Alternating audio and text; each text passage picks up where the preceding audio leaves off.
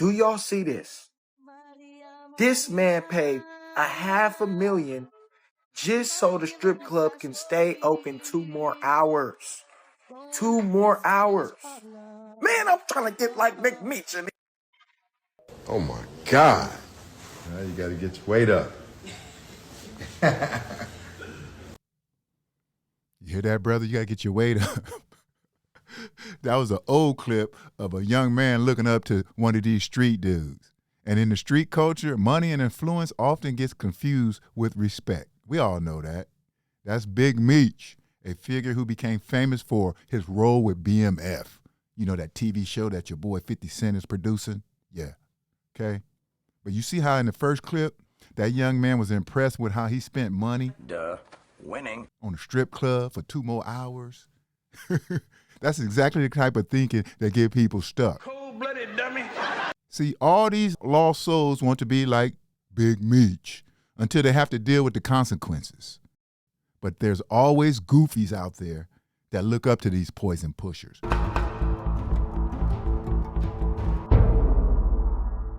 Now, I have some clips. I'm going to break down these so-called street legends speaking on snitching. But before I do it, let me tell you a little story so you guys understand why I really don't like drug dealers. See, when I was young, I used to visit my family in L.A. I had 2 great aunts that lived there in the 1940s. They moved there in the 1940s or 50s or something like that. I probably was around 16, and my aunties, between the 2 of them, they had 15 kids. But my one auntie who lived on the west side, one lived on the east side, one lived on the west side. The one on the west side, she had 7 kids, like 4 sons. And none of them got caught up in the streets except the young one. He was about 5 years older than me, right? So one day, I went to the store by my aunt's house that I can get my favorite annihilators from. So when I went in there, I knew red and blue there. I knew east and west. I knew different cities and stuff. I didn't know a lot of these communities had split up. And the hat was the thing now. So I had a certain hat on because baseball was my favorite sport. I'm not going to say what hat I had on. So I walked in the store to get my annihilators because, you know, this is when the store always had the watermelon annihilators that I like. And I knew from the jump, the dude in the store, the little Asian dude in the store looked at me like, what the hell? And then an older black man said, man, you better take that hat off around here, man. You better take that hat off. I was like, huh? What the hell are you talking about, man? This is my favorite team. So I go outside, and as I'm walking outside, some young brothers came up. They was about my age. And, you know, they was like belling. You know, you could just tell they street dudes. But as they got closer, I recognized one of them. So he was like, what's up? What's up, Buster? What's up? I said, hey, man, you remember me? My name ain't Buster. My name is Cy. Man, I said, another dude, what's up, Mark? I said, man, my name ain't Mark, it's Cy. And they was looking at me like I was crazy, and then one of them grabbed my hat. It's like, hey, man, get my hat. He took my hat, walked over to the gas station pump, and there was an old black lady there pumping gas, and he was real nice to her. He said, excuse me, ma'am, can I get a little bit of your gas? He poured gas on my hat, brought it back. They was getting ready to burn my hat. And that's when I suddenly heard a loud roar of a truck. My uncle used to have a dually truck. He was probably so if I was like 16, he probably was around 22, 23. Oh, and then some Lolos was coming with him. And all of a sudden they pulled up in the parking lot, and the 3 dudes that was pressing me all of a sudden started looking. And all of a sudden my uncle jumped out the car and he's like, what's up? This is my family. And the dudes was like this. They was like, they didn't really want to do nothing. They was like, okay. And so they just walked off. So I picked up my hat. He threw my hat on the ground. So I picked up my hat. Then I got in the truck with my hat. I was sitting in the middle of the truck with 2 of my in the back of the truck with 2 of my uncle's homeboys. And man, they had sawed-off shotguns in there.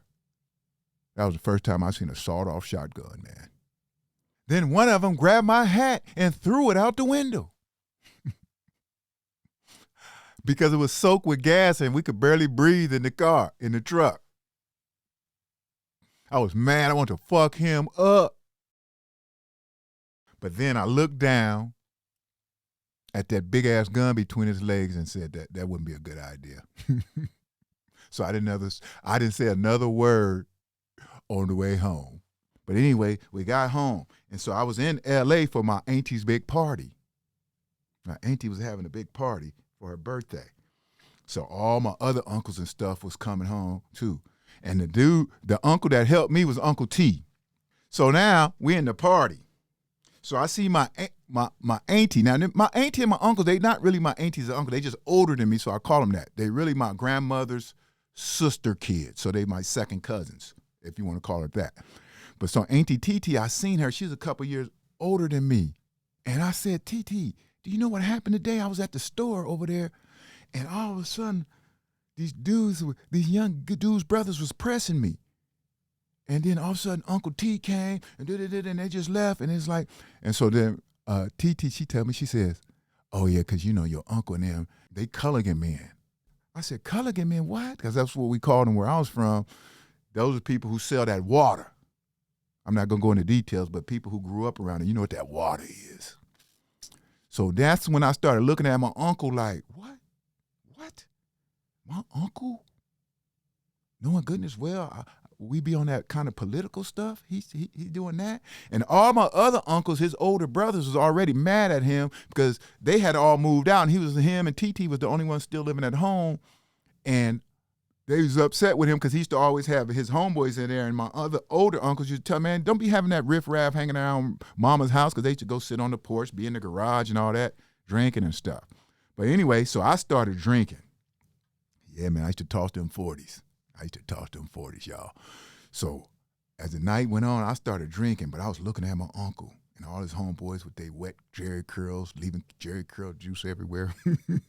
That's when people was wearing them Jerry curls. Remember that? California curls and all that shit.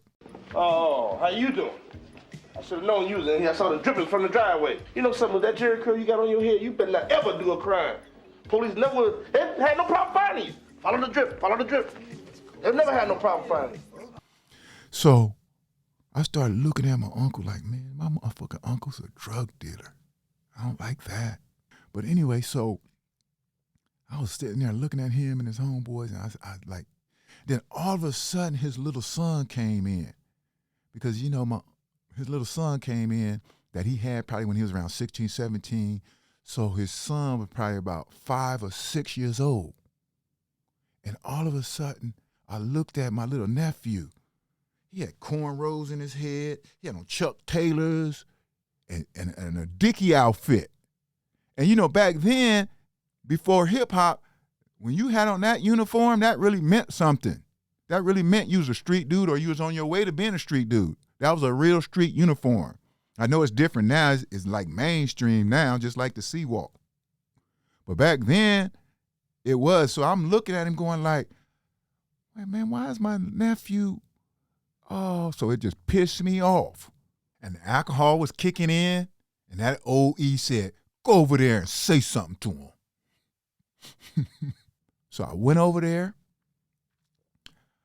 and as I got over there, they was talking, drinking their 40, and one of the homeboys said something, and all of a sudden, I confronted my uncle like, man, even though that's his kid, I learned later that, you don't tell another man how to raise his kids. I wasn't thinking like that at that age, 16, 17. I wasn't thinking like that.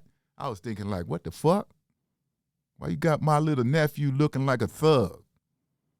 Okay, just because your dumb ass want to live that life. You big dummy. So anyway, You big dummy. I said something, I don't remember, but my uncle didn't take it the right way, and then me and him just started getting into it. Boom, bam, bam, boom. I like to think I was getting the best of him, but he was older, so. But I was a strong little motherfucker. Even at 16, I was strong, man. I had fought grown-ups before. But man, we was just throwing down. Furniture was moving. You could hear all the girls screaming, all the women screaming. It was getting crazy. My older uncle started jumping on my uncle, they little brother. And all the girls, all the women came and like, you okay, Junior? You all right? I was like, yeah, I'm all right. But me and him got into it real seriously. And then his boys didn't do a damn thing because, family is more important. But my point of this story was After that, me and him got into it. He came to me and some of my other uncles, they had a talk with him, and that little confrontation changed his life.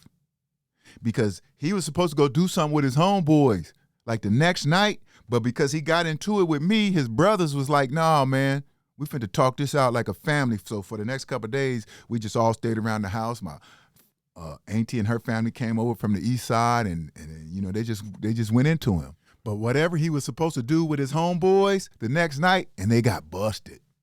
But he wasn't there because of what happened with me and him. So that changed his life.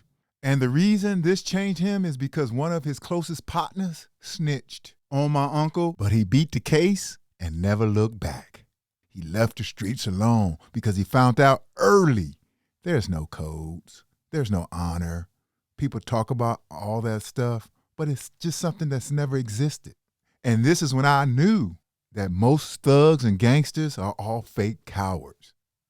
And that's why I want to tell this story, because the next couple of clips show these so-called street dudes preaching about the code and honor and not snitching and what type of snitch is a snitch and all this bullshit. These so-called, first we're going to start off with Big Meech talking about loyalty and honor and code of the streets, when we know there is none. We know that. I wasn't going to address this because I'm not trying to let nobody trick me off the streets. But I never folded, never told, never will. Death before dishonor, always with me. So I'm doing this for my loved ones and the support of my friends and family to come out to the Amaran Arena, February 13th.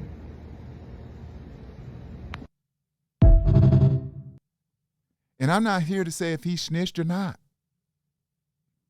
I don't care. My thing is they want this drug culture to be a replacement for our real history.